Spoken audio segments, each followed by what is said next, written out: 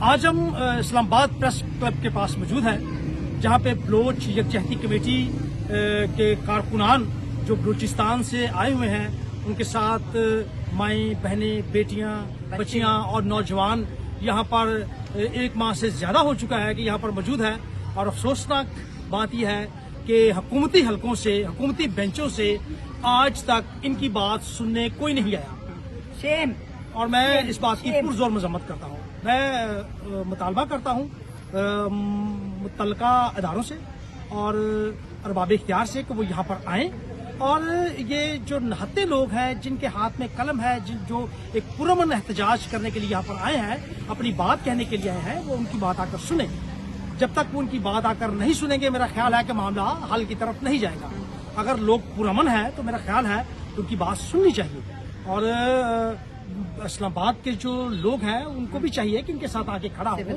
Civil society کے لوگ، انسانی حقوق کے کارکنان، بے شک بہت سے لوگ ان کے ساتھ ہیں، وقتاً فوقتاً اظہار یکجہتی کے لیے وہ یہاں پر آتے بھی ہیں۔ اپوزیشن کے لوگ آئے ہیں، دیگر سیاسی جماعتوں کے رہنما وہ بھی یہاں پر تشریف لائے ہیں اور انہوں نے اظہار یکجہتی کیا ہے۔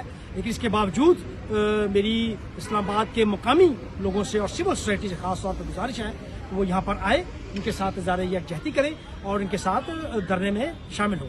شکریہ۔ ایک بات میں ایڈ کر دوں، ظفر چودھری صاحب نے فرمایا جو لوگ آئے ہیں اس کے اندر انہوں نے ایک نام لیا تھا، اپوزیشن کے لوگ۔ تو یہ کتنی عجیب بات ہے اور کتنی آئرونک بات ہے سمی صاحبہ کہ اور ظفر صاحب کہ جب میں اپوزیشن میں ہوتی ہوں تو میں آپ کے ساتھ کھڑی ہوتی ہوں، جس دن میں اقتدار میں آ جاتی ہوں آپ کون اور میں کون، ایسا ہی ہے نا۔ اور یہ ایسا 24-25 برس سے ایسا ہے۔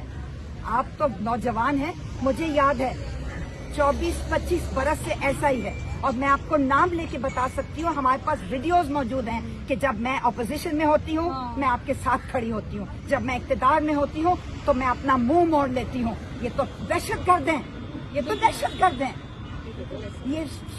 یہ بات سوچنے کی ہے، یہ فکر انگیز بات ہے۔